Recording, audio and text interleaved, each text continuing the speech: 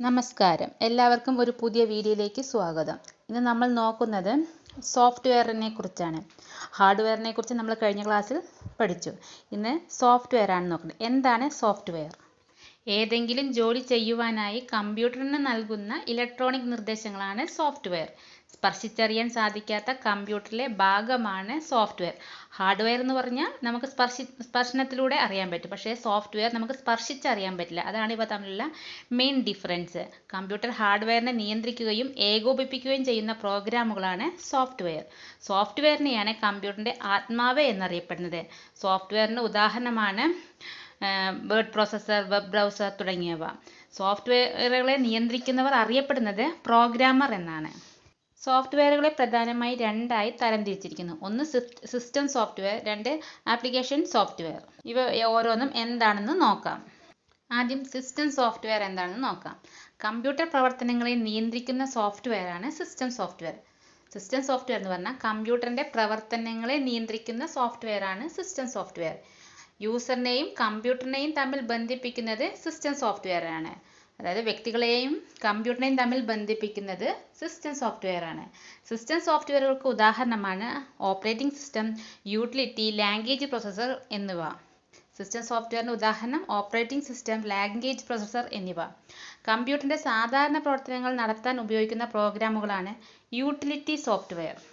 System സോഫ്റ്റ്വെയറിനുള്ളിൽ sorting, deleting, copying തുടങ്ങിയ പ്രവർത്തനങ്ങൾ സാധ്യമാക്കുന്ന സോഫ്റ്റ്വെയറാണ് യൂട്ടിലിറ്റി സോഫ്റ്റ്വെയർ.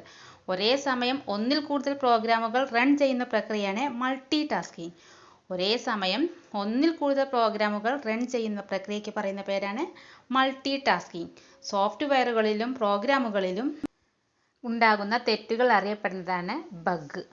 സോഫ്റ്റ്വെയറുകളിലും പ്രോഗ്രാമുകളിലും ഉണ്ടാകുന്ന തെറ്റുകൾ അറിയപ്പെടുന്ന പേരാണ് ബഗ്. ഈ തെറ്റുകൾ തിരുത്തുന്ന പ്രക്രിയ അറിയപ്പെടുന്നത് ഡീബഗ്ഗിംഗ് എന്നാണ്.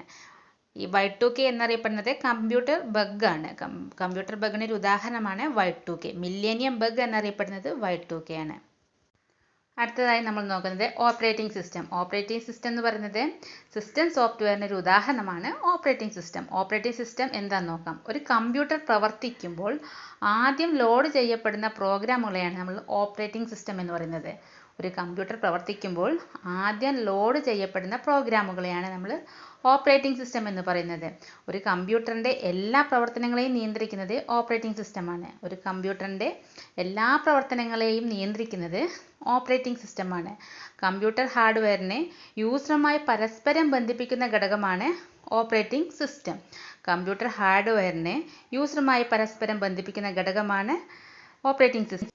ഒരു സമയത്ത് ഒരാൾക്ക് മാത്രം ഉപയോഗിക്കാൻ കഴിയുന്ന ഓപ്പറേറ്റിംഗ് സിസ്റ്റത്തിന് പറയുന്ന പേരാണ് സിംഗിൾ യൂസർ ഓപ്പറേറ്റിംഗ് സിസ്റ്റം. ഒരു സമയത്ത് ഒരാൾക്ക് മാത്രം ഉപയോഗിക്കാൻ കഴിയുന്ന ഓപ്പറേറ്റിംഗ് സിസ്റ്റമാണ് സിംഗിൾ യൂസർ ഓപ്പറേറ്റിംഗ് സിസ്റ്റം. എന്നാൽ ഒരേ സമയം ഒന്നിലധികം പേർക്ക് ഉപയോഗിക്കാൻ കഴിയുന്ന ഓപ്പറേറ്റിംഗ് സിസ്റ്റത്തിന് പറയുന്ന പേരാണ് മൾട്ടി യൂസർ ഓപ്പറേറ്റിംഗ് സിസ്റ്റം. ഒന്നിലധികം പേർക്ക് ഉപയോഗിക്കാൻ കഴിയുന്ന ഓപ്പറേറ്റിംഗ് സിസ്റ്റത്തിന് പറയുന്ന പേരാണ് മൾട്ടി യൂസർ ഓപ്പറേറ്റിംഗ് സിസ്റ്റം. അതുപോലെ ഒന്നിൽ കൂടുതൽ പ്രോഗ്രാമുകൾ ഒരു നിശ്ചിത ഇടവേളകളിലായി റൺ ചെയ്യിപ്പിക്കാൻ കഴിവുള്ള ഓപ്പറേറ്റിംഗ് സിസ്റ്റത്തിന് പറയുന്ന പേരാണ് ടൈം ഷെയറിംഗ് ഓപ്പറേറ്റിംഗ് സിസ്റ്റം. ഒന്നിൽ കൂടുതൽ പ്രോഗ്രാമുകൾ ഒരു നിശ്ചിത ഇടവേളകളിലായി റൺ ചെയ്യിപ്പിക്കാൻ കഴിവുള്ള ഓപ്പറേറ്റിംഗ് സിസ്റ്റമാണ് time sharing operating system.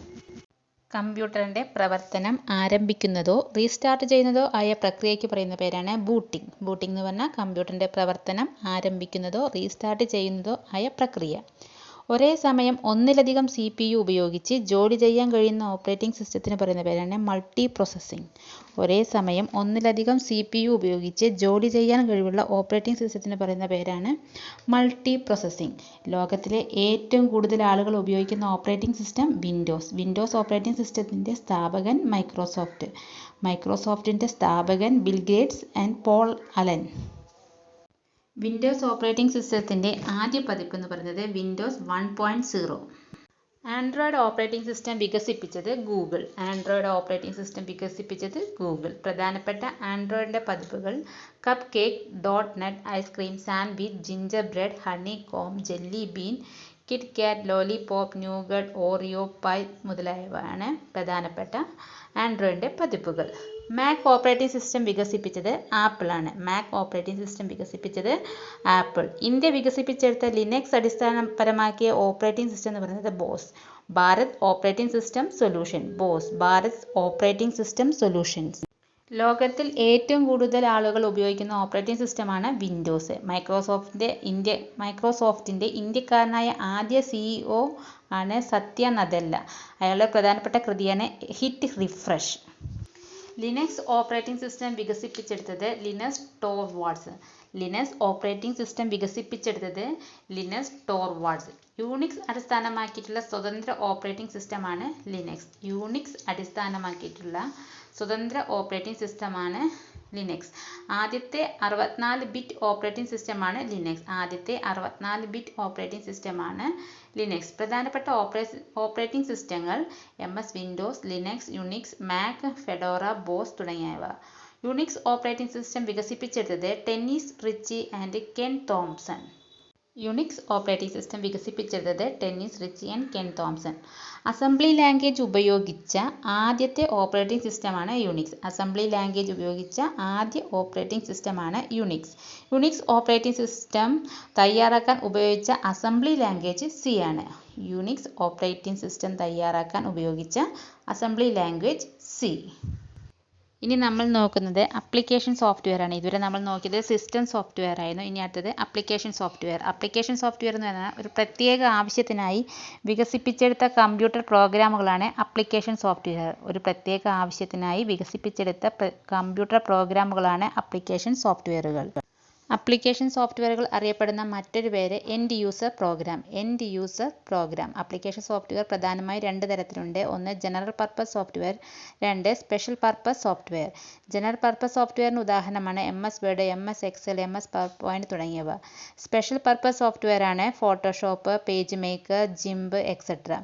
Application സോഫ്റ്റ്വെയറുകൾ പ്രധാനമായും ഉപയോഗിക്കുന്ന മേഖലകൾ: ഒന്ന് വാണിജ്യ ഇടപാടുകളും പ്രവർത്തനങ്ങളും കാര്യക്ഷമമാക്കുന്നതിന്, ഉദാഹരണം സ്പ്രെഡ്ഷീറ്റ്, പ്രസന്റേഷൻ സോഫ്റ്റ്വെയർ തുടങ്ങിയവ.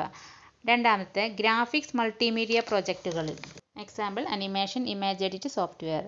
3 വാർത്താവിനിമയ രംഗത്ത്, video calling, instant messaging software തുടങ്ങിയവ. അടുത്തത് വിദ്യാഭ്യാസവും വ്യക്തിപരമായ ആവശ്യങ്ങൾക്ക്. അപ്പോൾ 4 എണ്ണമാണ് പ്രധാനമായും പറയുന്നത്. 1 വാണിജ്യ ഇടപാടുകളും പ്രവർത്തനങ്ങളും കാര്യക്ഷമമാക്കുന്നതിന്, 2 ഗ്രാഫിക്സ് മൾട്ടിമീഡിയ പ്രൊജക്റ്റുകളിൽ, 3 വാർത്താവിനിമയ രംഗത്ത്, 4 വിദ്യാഭ്യാസവും വ്യക്തിപരമായ ആവശ്യങ്ങൾക്ക്. അപ്ലിക്കേഷൻ സോഫ്റ്റ്വെയറിലെ പ്രധാനപ്പെട്ട ഒരു സോഫ്റ്റ്വെയറാണ് വേർഡ് പ്രോസസ്സിംഗ് സോഫ്റ്റ്വെയർ. എന്താണ് വേർഡ് പ്രോസസ്സിംഗ് സോഫ്റ്റ്വെയർ? ഡോക്യുമെൻറ്റുകൾ, അതായത് ലേഖനങ്ങൾ, കത്തുകൾ, നോട്ടീസുകൾ തുടങ്ങിയവ നിർമ്മിക്കുന്നതിനും മാറ്റങ്ങൾ വരുത്തുന്നതിനും വേണ്ടി രൂപകൽപ്പന ചെയ്ത സോഫ്റ്റ്വെയർ ആണ് വേർഡ് പ്രോസസ്സിംഗ് സോഫ്റ്റ്വെയർ. ഡോക്യുമെൻറ്റുകൾ നിർമ്മിക്കുന്നതിനും മാറ്റങ്ങൾ വരുത്തുന്നതിനും വേണ്ടി രൂപകൽപ്പന ചെയ്ത സോഫ്റ്റ്വെയറുകളാണ്. അതുപോലെ ലിഖിത ഉള്ളടക്കത്തിൻ്റെ രൂപകൽപ്പന, ചിട്ടപ്പെടുത്തൽ, പ്രിന്റിംഗ് എന്നിവ എളുപ്പത്തിൽ സാധ്യമാകുന്നു വേർഡ് പ്രോസസ്സിംഗ് സോഫ്റ്റ്വെയർ മുഖേന. ഫോണ്ടുകൾ സെറ്റ് ചെയ്യാനും പാരഗ്രാഫ് സെറ്റ് ചെയ്യാനും ചിത്രങ്ങൾ, രേഖാചിത്രങ്ങൾ, പട്ടികകൾ ഉൾപ്പെടുത്താനും ഈ വേർഡ് പ്രോസസ്സിംഗ് സോഫ്റ്റ്വെയർ കൊണ്ട് നമുക്ക് സാധിക്കുന്നു. ഉദാഹരണം MS Word, Open Office Writer etcetera. Windows operating സിസ്റ്റത്തിലെ വേർഡ് പ്രോസസ്സറാണ് MS Word, Microsoft Word. Linux operating സിസ്റ്റത്തിലെ വേർഡ് പ്രോസസ്സർ എന്ന് പറയുന്നത് Open Office Writer, GNU text Mac എന്നിവയാണ്.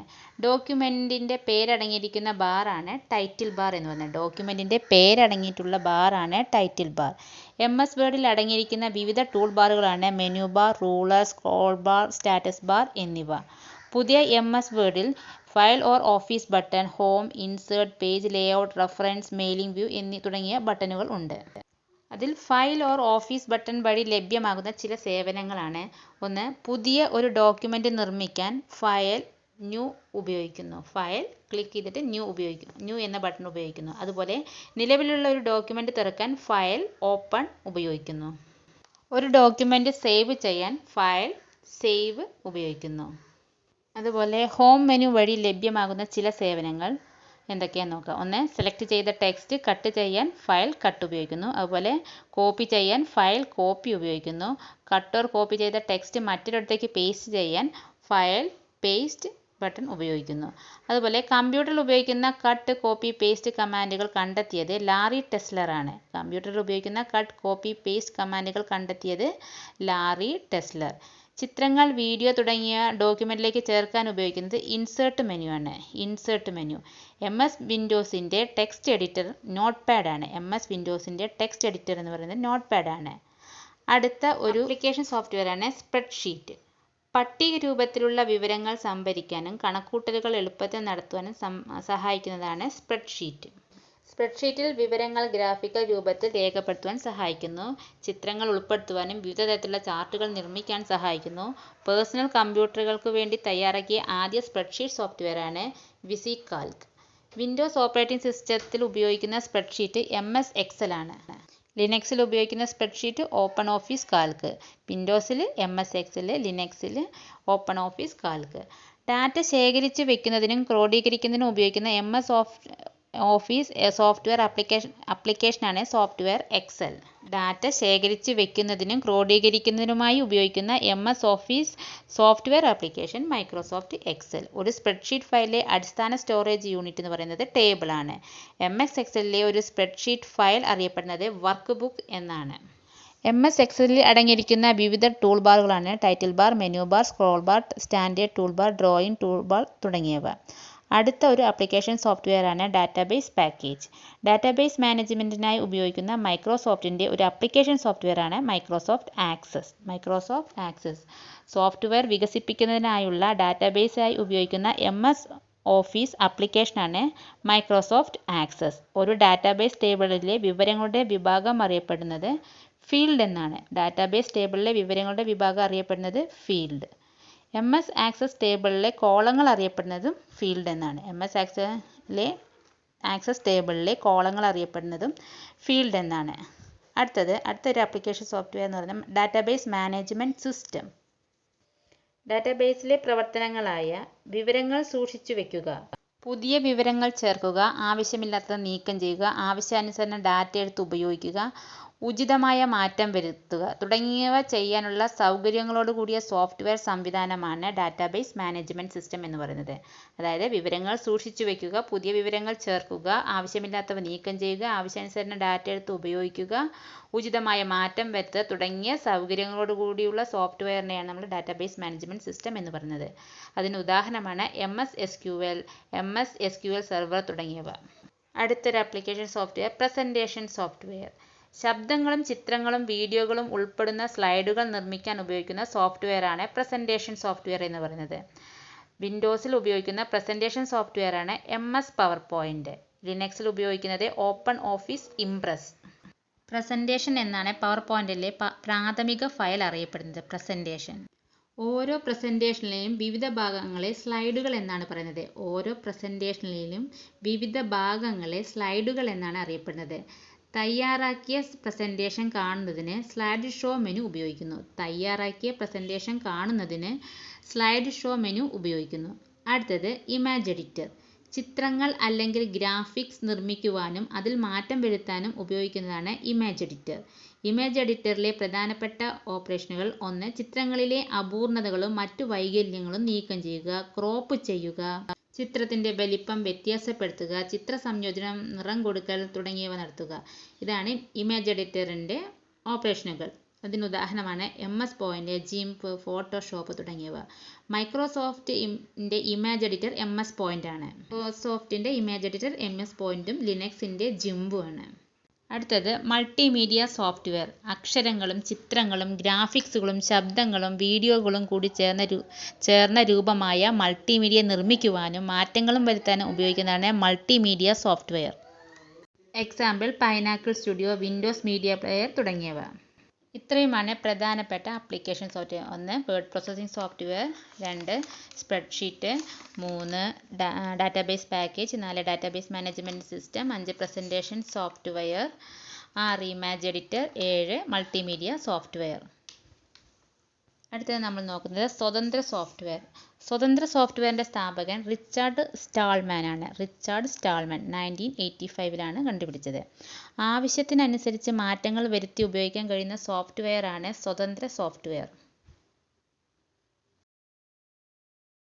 ഉദാഹരണം ലിനക്സ്. ലിനക്സിന്റെ ലോഗോ എന്ന് പറയുന്നത് ടക്സ് ആണ്. ഒരു നിശ്ചിത കാലത്തേക്ക് ഫ്രീ ആയി ഉപയോഗിക്കാനും വിതരണം ചെയ്യാനും പറ്റുന്നതും എന്നാൽ പിന്നീടുള്ള ഉപയോഗത്തിന് ലൈസൻസ് ഫീ നൽകേണ്ടതുമായ സോഫ്റ്റ്വെയറിനെ ഷെയർ സോഫ്റ്റ്വെയർ എന്ന് പറയുന്നു. ഒരു നിശ്ചിത കാലത്തേക്ക് ഫ്രീ ആയി ഉപയോഗിക്കാനും വിതരണം ചെയ്യാൻ പറ്റുന്നതും എന്നാൽ പിന്നീടുള്ള ഉപയോഗത്തിന് ലൈസൻസ് ഫീ നൽകേണ്ടതുമായ സോഫ്റ്റ്വെയറാണ് ഷെയർ സോഫ്റ്റ്വെയർ. പ്രധാനപ്പെട്ട സ്വതന്ത്ര സോഫ്റ്റ്വെയറുകളാണ് ലിനക്സ്, മോസില്ല, ജിം തുടങ്ങിയവ. ഇത്രയുമാണ് പ്രധാനപ്പെട്ട സോഫ്റ്റ്വെയർ. സിസ്റ്റം സോഫ്റ്റ്വെയർ ഉണ്ട്, ആപ്ലിക്കേഷൻ സോഫ്റ്റ്വെയറും ഉണ്ട്. അവ ഏതൊക്കെയാണെന്ന് നോക്കി. ഇന്ന് ഇത്രയുമാണ് ഈ വീഡിയോയിൽ നോക്കുന്നത്. നാളെ നല്ലൊരു വീഡിയോയുമായി വീണ്ടും വരാം. Thank you.